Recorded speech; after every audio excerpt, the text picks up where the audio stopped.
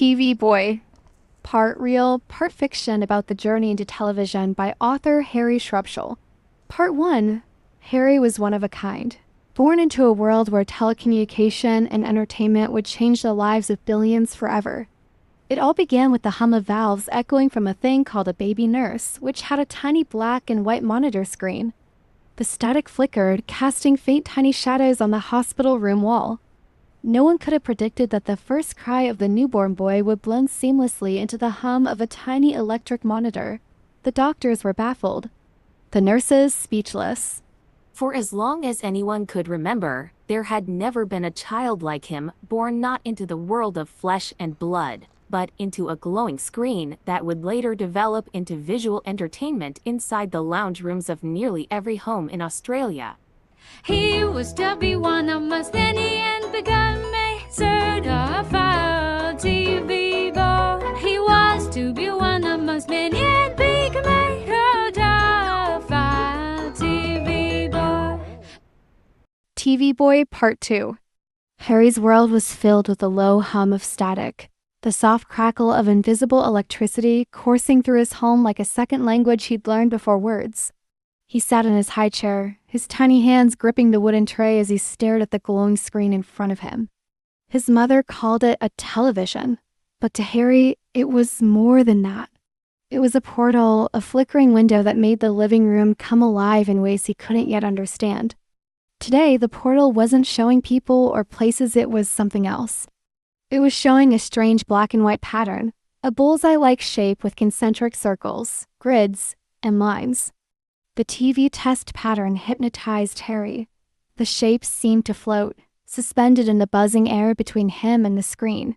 He blinked slowly, his large eyes reflecting the static, wide with wonder.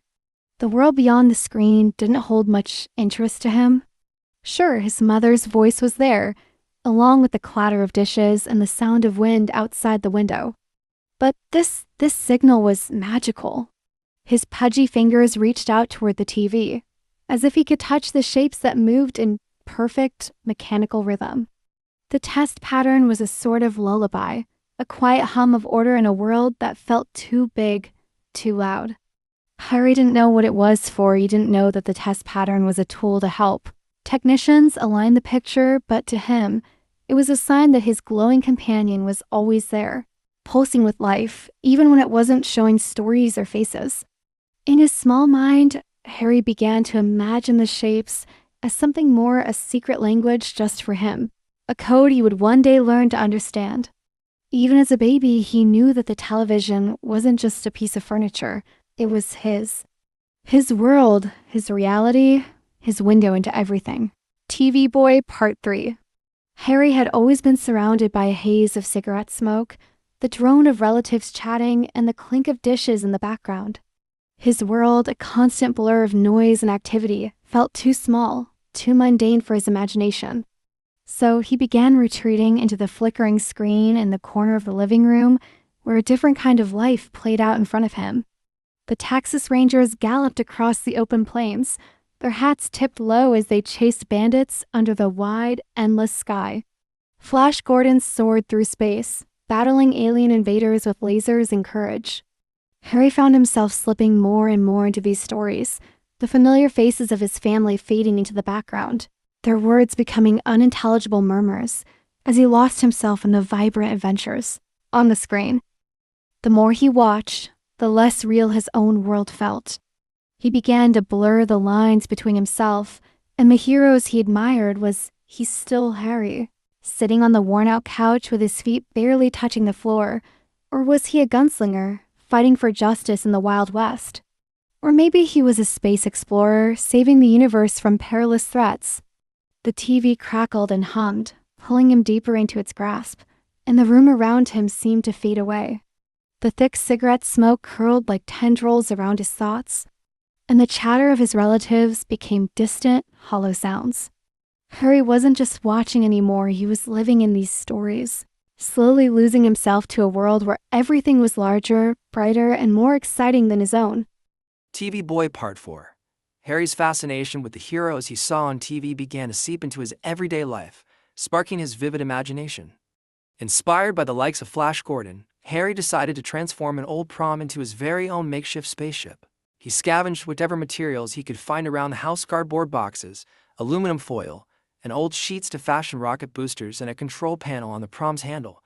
In his backyard, Harry would push his spaceship around, imagining himself soaring through galaxies, battling alien invaders, and embarking on daring rescue missions just like his idol.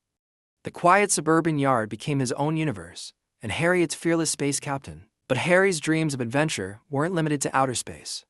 When he wasn't navigating distant planets, he was playing the part of a rough-and-tumble cowboy from the Wild West. With a toy gun holstered to his side and a paper hat on his head, he would gallop around his yard, pretending to shoot outlaws and Indians like the ones he saw in old Western films. In his mind, he was the sheriff of a dusty frontier town, protecting the innocent and bringing justice to the wild plains. Every corner of his world became part of a thrilling narrative, shaped by the heroes he admired on screen. TV Boy Part 5.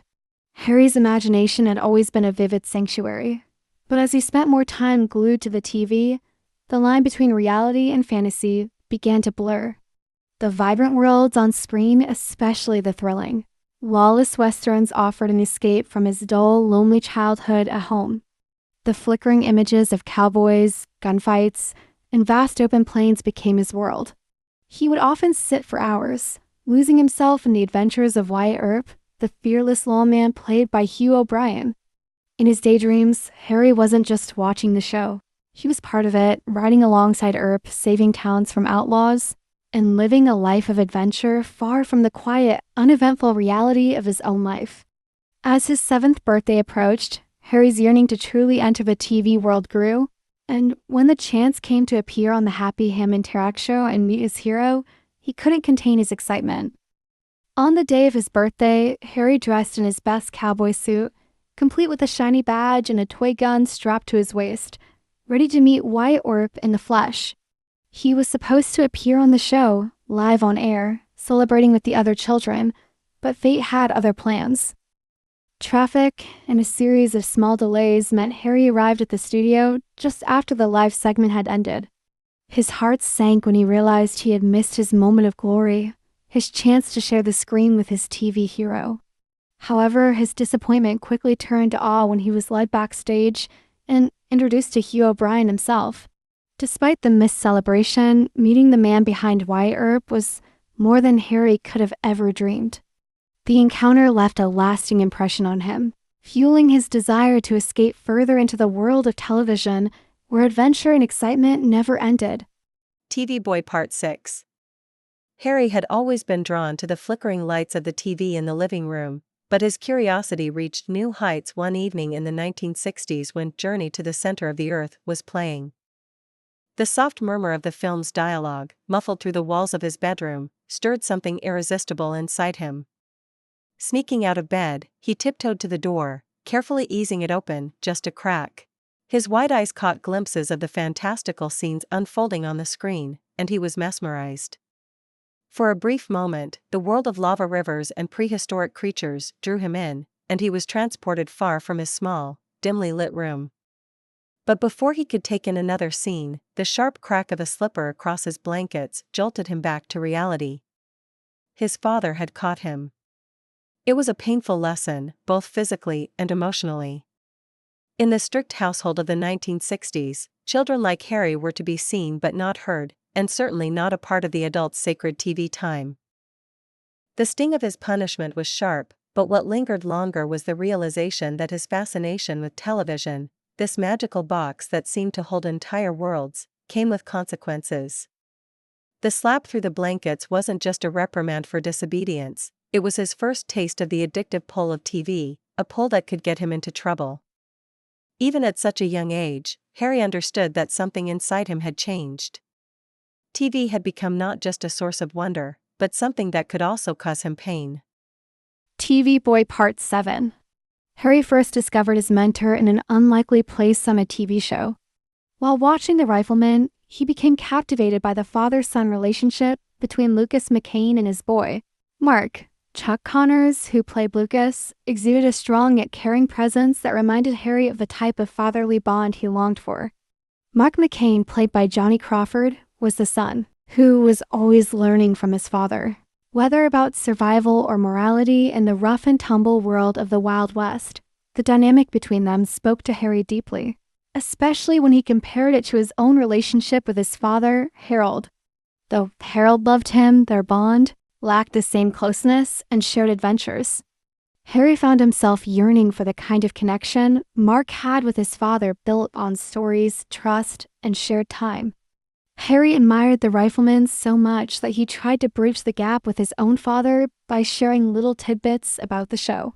He'd proudly tell Harold how Lucas McCain fired 42 shots at the start of each episode, hoping to spark a conversation that could bring them closer, like the fictional duo he admired.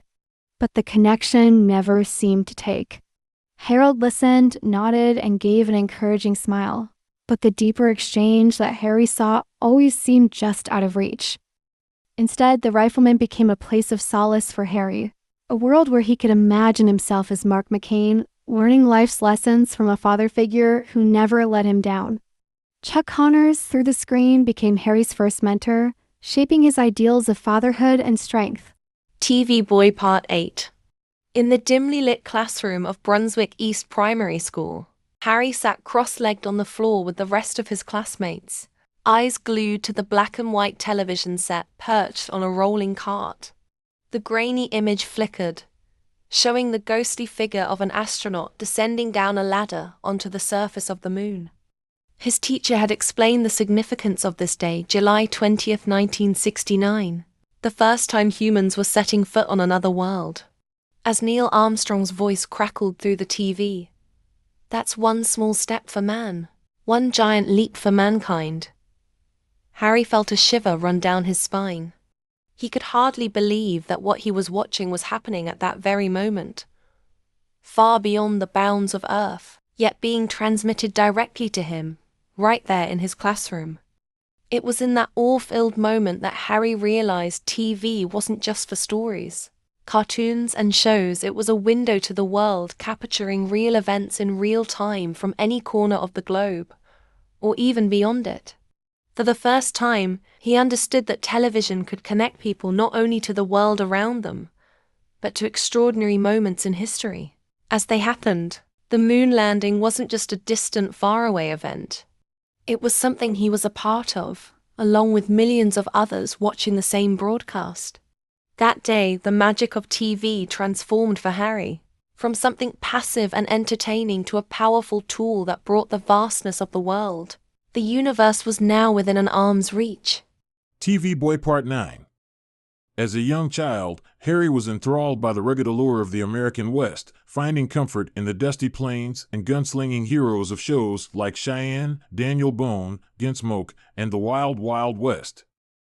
These series, rich with frontier justice and lone cowboys, became the backdrop of his early years, fueling his imagination with scenes of duels at high noon and daring rescues. Shows like Wagon Train and Wyatt Earp instilled in him a sense of adventure, while Zorro and the Cisco Kid sparked dreams of masked vigilantes fighting for justice. In this world of black and white morality, Harry's young mind reveled in the clear-cut heroism of the Wild West.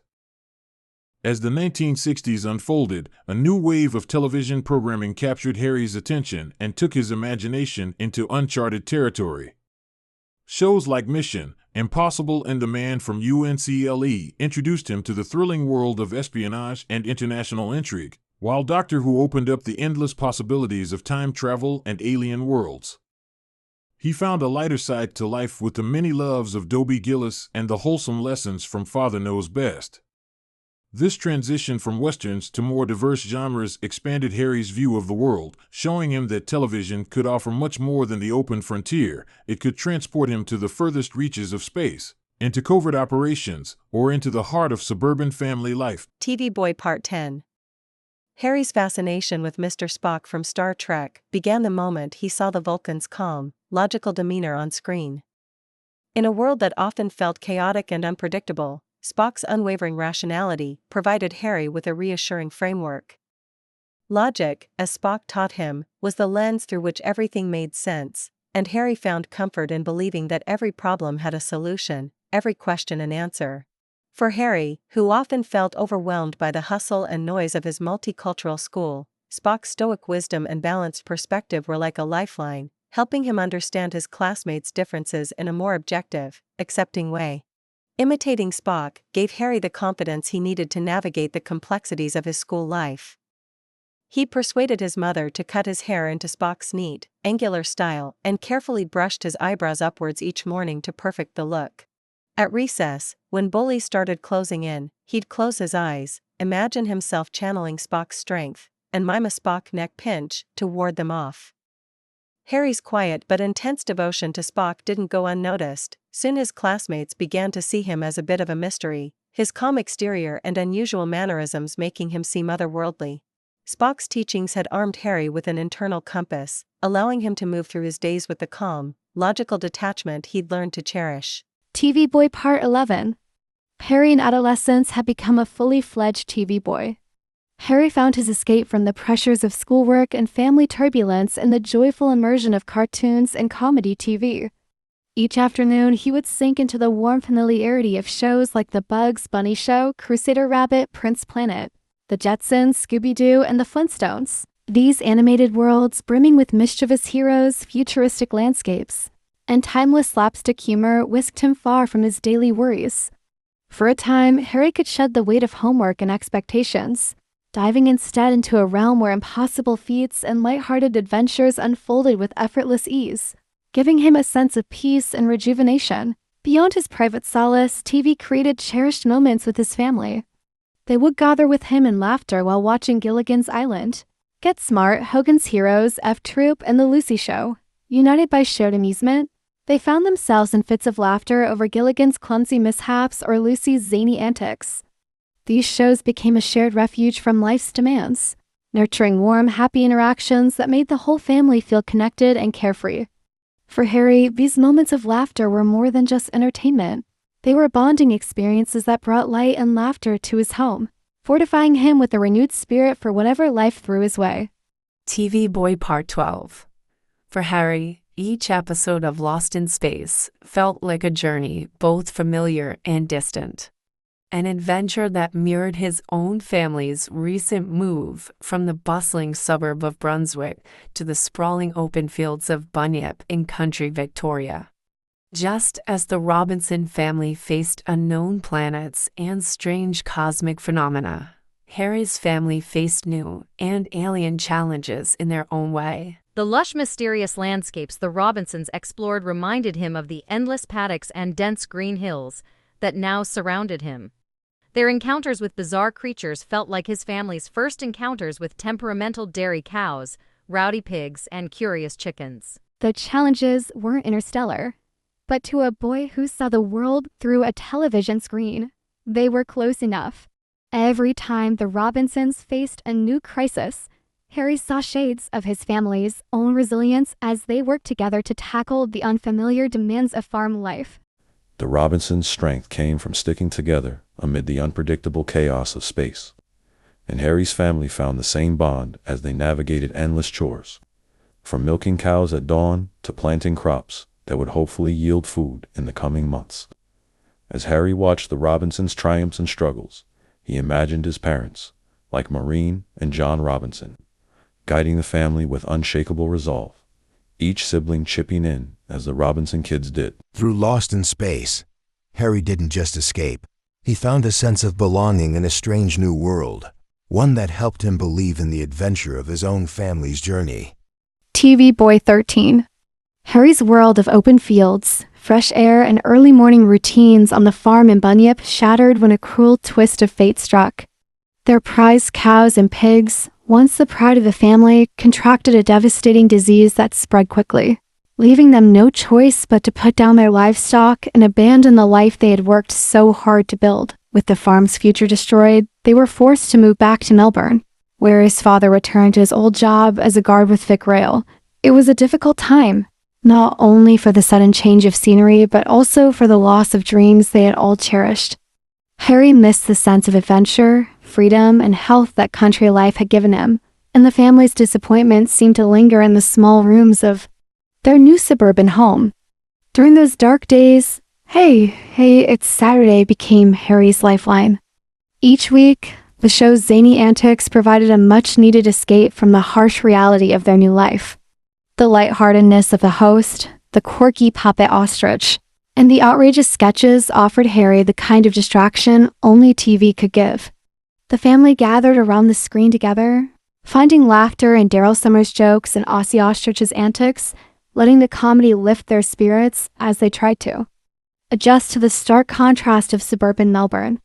While everything about their surroundings had changed, the shared humor and lively chaos of hey, it's Saturday became a new ritual, a comforting space where they could reconnect as a family and face whatever challenges lay ahead. TV Boy Part 14. From the time he was a child, Harry's world was painted by the flickering light of vintage sitcoms, which became his lens for understanding people and life. Shows like Get Smart, Green Acres, Bewitched, and Gilligan's Island introduced him to characters who seemed wildly different from each other, each with their quirks, habits, and mishaps. To Harry, the bumbling spies, magical witches, talking horses, and castaways all became familiar friends, teaching him that people could be funny, strange, and even a bit out of place, yet somehow they always managed to work together. Even in their ridiculous, often absurd circumstances, they found a way to bond, overcoming misunderstandings with humor and sometimes a touch of magic. Harry learned to see life as a collection of peculiar moments, where differences could add color and laughter instead of conflict. The diverse worlds of Hogan's Heroes, I Dream of Jeannie, The Addams Family, and My Three Sons reinforced Harry's belief that family and friendship are possible in even the strangest situations. He watched the antics unfold between prisoners and guards, the unlikely pairings of military officers and genies, and the gentle acceptance of eccentric family members in haunted houses, all embodying an unspoken truth about love and loyalty. These shows taught Harry that people didn't need to look or act the same to care for each other. Instead, they could be bound by respect, patience, and a shared sense of fun, no matter how odd or unconventional their surroundings might be. This lighthearted perspective on life stayed with him, shaping a positive worldview where love and unity were always within reach, even if everyone else seemed a bit unusual. TV Boy Part 15. Harry's fascination with the ocean began on the old family television set, where he first encountered the undersea world of Jacques Cousteau. The vibrant underwater scenes and the mysterious, graceful creatures captivated him, pulling him into a world he never imagined existed. Harry would sit, transfixed, as Cousteau and his team of explorers ventured into coral gardens, shipwrecks, and shadowy depths, each episode revealing creatures with unearthly colors, shapes, and behaviors. The ocean became a place of endless wonder, full of silent giants and tiny beings that glowed in the dark. Through Cousteau's lens, Harry felt as if he was right there with them, a silent member of the crew, holding his breath at every encounter with the unknown. This early addiction planted the seeds for Harry's lifelong connection to the ocean. As he grew older, he sought every opportunity to experience the sea himself, first as a windsurfer who delighted in the freedom of gliding over waves, and later as a boat enthusiast who felt a kinship with explorers charting their own courses. When he finally trained as a scuba diver, Harry realized his childhood dream of descending into the watery realms he'd first seen on TV. Beneath the surface, he felt Cousteau's spirit with him, guiding him through coral forests and over sandy plains, bringing his early enchantment with the ocean full circle into a personal adventure as profound as the ones he'd watched so long ago. TV Boy Part 16. TV Boy Harry found an unexpected source of musical discovery and comfort in the after-school ritual of tuning into Countdown. The show's host, Molly Meldrum, with his distinct mumbling and passionate style, brought a down-to-earth charm to his interviews with the biggest music stars of the time.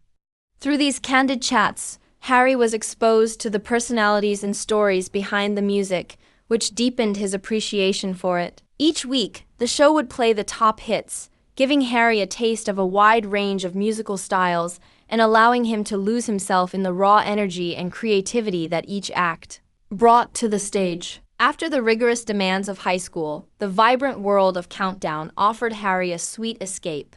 From the bold, genre-bending artistry of David Bowie to the larger-than-life theatrics of Kiss, with their wild makeup and electrifying performances, Harry was captivated by the diversity and intensity of these musical experiences. Each music video and live performance felt like an invitation to another world, and he absorbed it all, unwinding in the thrill of each song and style.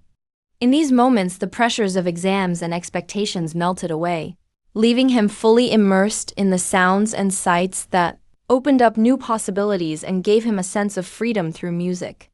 TV Boy Part 17. Harry found himself mesmerized by the Disneyland documentaries that whisked him across continents, giving him an intimate view into the lives of animals he'd only read about. Each episode was like a portal, guiding him from the dense forests and towering mountains of North America, where bears roamed and mountain lions prowled, to the sweeping plains of Africa, alive with zebras, lions, and herds of majestic elephants. The camera lingered on every movement and interaction, capturing the animals' lives with a respect and attention that touched Harry deeply. He began to see the unique beauty of each species, understanding that each animal played a vital role in its ecosystem. As Harry immersed himself in these documentaries, his sense of wonder grew into a profound respect for the natural world and the need for its preservation. The documentaries didn't shy away from showing the threats these animals faced, whether it was loss of habitat, climate change, or poaching. Seeing wild animals like sloths and armadillos in the South American jungles, with their slow, deliberate movements and specialized ways of life, reinforced for Harry how precious and fragile each species truly was.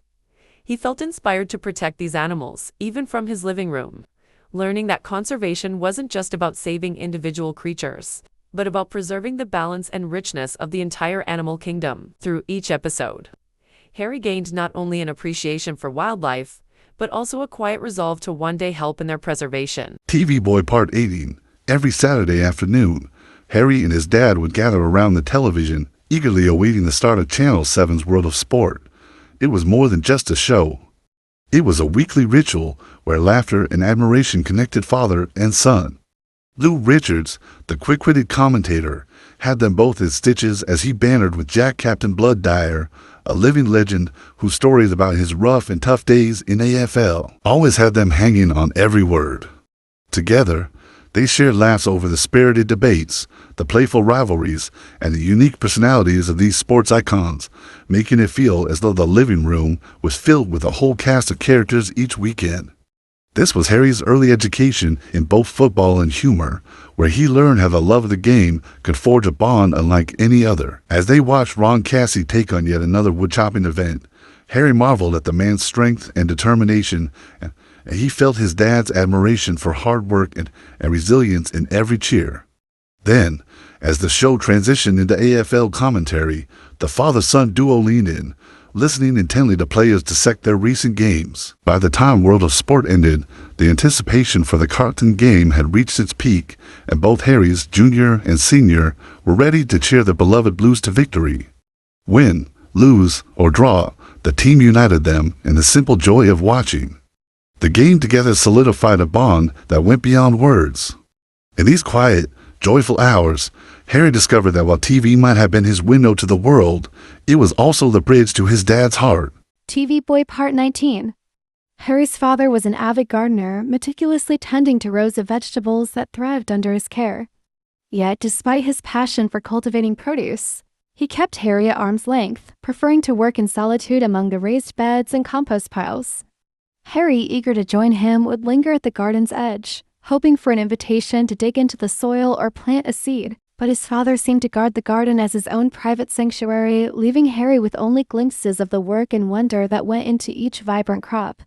This quiet exclusion planted a seed of yearning in Harry's young mind, a curiosity about the process he was kept from, and a desire to someday grow his own patch of green. Fortunately, Harry found a kind of mentor on TV in Kevin Hines, host of the ABC gardening show So What, week after week. Harry sat mesmerized as Kevin demonstrated the magic of gardening, explaining how to sow seeds, enrich soil, and care for each plant with patience and attentiveness. Through the screen, Kevin became the guide Harry lacked at home, teaching him that he could bring life to the earth with his own hands. Years later, the lessons Harry absorbed from Sawa gave him the confidence and skill to establish his own home garden. Today, he grows fresh vegetables for his family, honoring the knowledge he gained from the show that bridged the gap his father left behind. TV Boy Part 20.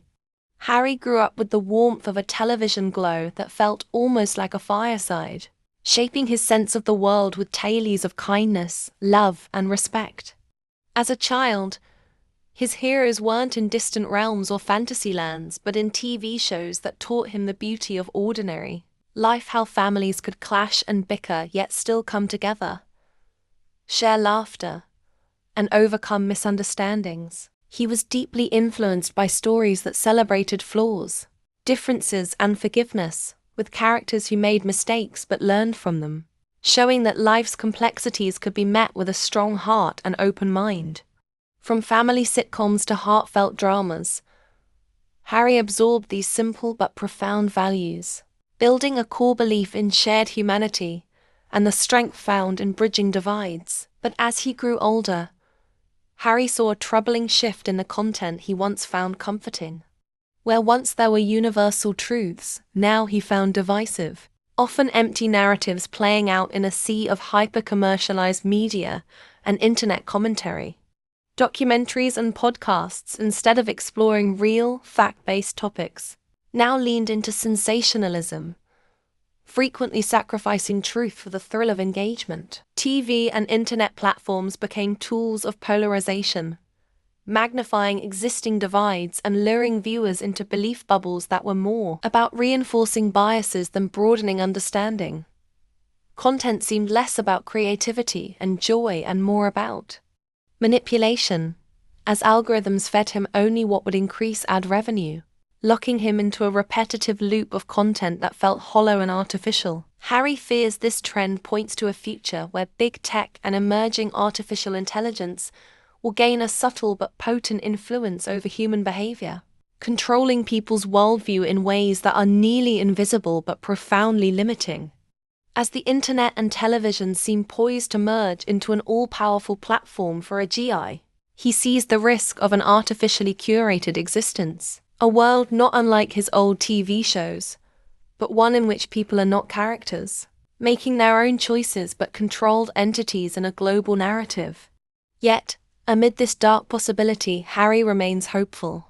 He believes that the values he learned from his early years, kindness, tolerance, and shared humanity, can still reclaim the screen, reminding everyone that truth and understanding are the strongest bonds we can share.